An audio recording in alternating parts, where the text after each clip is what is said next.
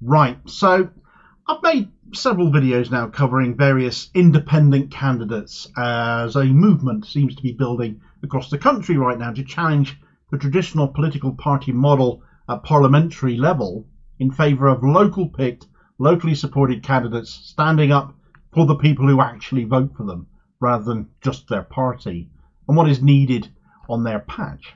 And one of the latest people to announce their intention to stand as an independent is a chap called Jody McIntyre. He was planning on standing in Birmingham Yardley against Labour friend of Israel, Jess Phillips. Now, Jody is disabled. He has cerebral palsy, which is often characterised by muscle weakness, tremors, and obviously has a knock-on effect to other things that require muscle movement, especially fine motor skills, things such as speech, but can also affect sight and touch and hearing, and there can also be associated learning difficulties.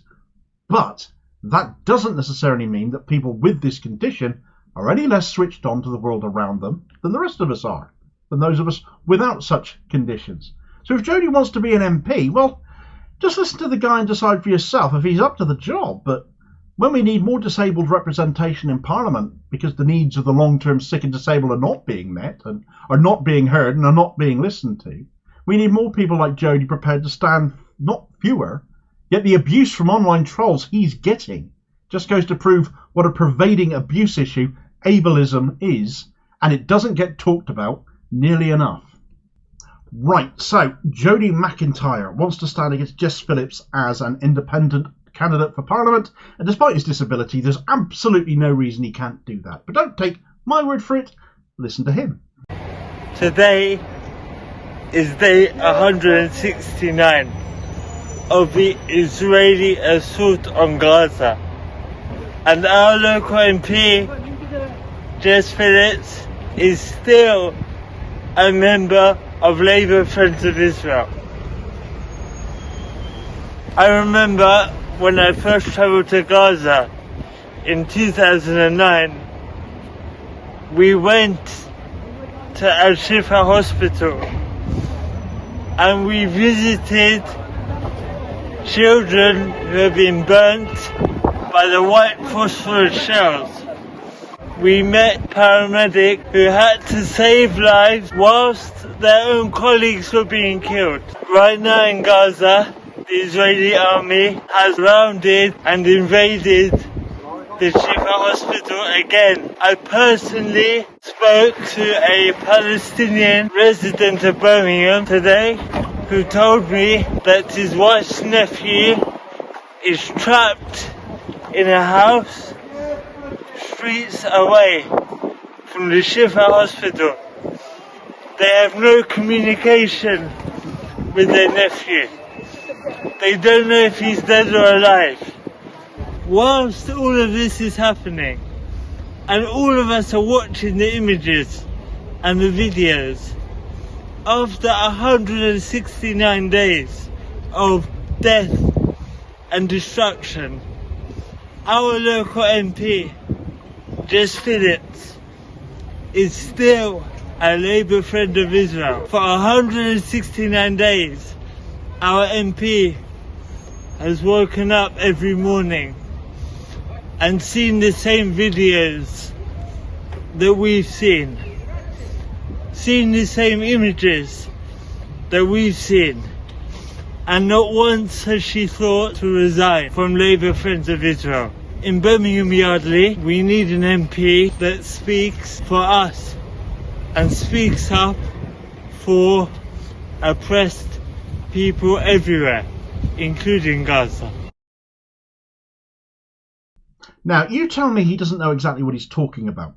Isn't saying stuff that so many of us are also saying regarding Gaza, Israel, the Labour Party position on all of that, and the absurdity that still not one single member of Labour Friends of Israel has resigned from that group, given what Israel are doing. His video there was heartfelt, it was meaningful, it was eloquent. And certainly his speech difficulties were not holding him back one iota. He's been to Gaza, more than most of us have. He's seen it with his own eyes. And actually seen a whole lot more than that, because not only has he faced abuse online in response to his video there and others that he's put out, he's faced it here in this country too. You see, in 2010, Jody McIntyre was on an anti-tuition fee protest Cast your minds back. It was the Lib Dems' big betrayal, you might recall. And on one such protest, he was pulled from his wheelchair by the police, where he claimed he was hit by a police baton and dragged down the road. There is video footage of that. The complaint he made to the IPCC was only partially upheld, having taken as long as it had. The watchdog agreed the police had used excessive force by dragging him across the road, and that he might well have been assaulted. But by that point, it was too late to prosecute. It was claimed by the police that he was dragged from his wheelchair for his own safety. But on what planet can you possibly believe that taking a wheelchair user from their wheelchair is ever in their own best interests? McIntyre spoke to The Guardian at the time. Here's an excerpt. It was an angry and passionate demonstration, says McIntyre, and it was also hugely tense and hugely hostile because there were mounted police ready to charge into the crowd. He was at the front of a large group of protesters in Parliament Square when he was struck on the shoulder with a baton by a police officer, he says. Then around 4 police officers pulled me out of my wheelchair and carried me away. Not long after the protest, footage emerged of the second incident, which, while grainy, shows McIntyre out of his wheelchair being pulled along the ground by police as voices in the crowd shout, "What the F are you doing?" and "You just tipped him over." It's difficult to watch without mounting horror and the thought, has it come to this? The police dragging a man with cerebral palsy through our streets. Of course, there were insults slung his way over this incident too. The loathsome Daily Fail scribbler Richard Littlejohn compared McIntyre to Matt Lucas's pretend disabled character Andy from Little Britain. I can only surmise he thought it funny to imply McIntyre wasn't really disabled. Maybe he didn't think he was disabled enough. But then he also thinks he's a journalist, which is funnier than anything else he's said. McIntyre, for his part, just referred to him as an idiot and shrugged this off. The BBC conducted a frankly rancid interview with McIntyre as well. The line of questioning upset many as it seemed to be very pro-police and questioned McIntyre's motivations as a protester, as he spoke out against government policy. He was then, and still is, a political activist. Par for the course for the BBC. The interview is available online if you care to look for it, and I have to say McIntyre, then aged just 20, was brilliant then, despite the line of questioning from Ben Brown being bottom feeder level, and he's no less switched on now. He's put out a tweet in response to Aaron Bastani bringing that interview up recently, saying, "Yes, I remember my encounter with Ben Brown well. Hopefully we can have a rerun when I get elected to Birmingham Yardley," which is precisely the best attitude to take to such things. But for some people, sadly, trolls will do as trolls always do online, and they've attacked his video taking Jess Phillips to task for her Labour Friends of Israel membership and for talking about his own experiences having gone to Gaza, and it would be remiss of me to not mention many of these trolls sporting the Israeli flag in their handles at that. I'll not repeat them, I'll not say what they've said, but suffice to say they've targeted his disability as a reason to mock him, attack his views, belittle him, and degrade him. And frankly, there are a lot of comments that deserve to be reported, and I've done so with several. To them, McIntyre has simply said, "It has come to my attention that a post I made on the weekend received hundreds of weird and disturbing comments about my disability. This is a major barrier to disabled people entering the public sphere. These people are in serious need of education, and I feel sorry for them."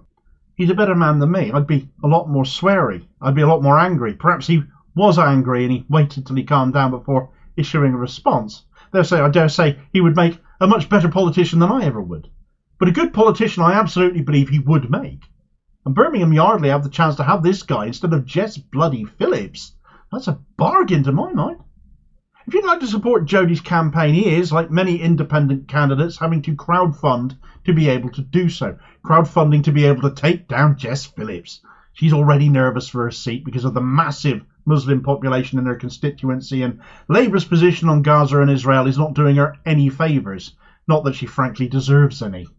Jody McIntyre is not just a great advocate for Gaza, but for disability rights, where there are few MPs standing up for that, who know what it's like, who've experienced it, but our civil rights and human rights as well. His crowdfunder is crowdfunder.co.uk/p/Jody McIntyre. And I sincerely wish him the very best of luck, and damn anyone who says he can't do it, because I really do think he can. And we need more people like Jody as MPs giving a damn about all of us and what is important to ordinary working class people and the disabled, and not just themselves, and showing the ignorant and small-minded trolls that they belong under their bridges and they really should stay there.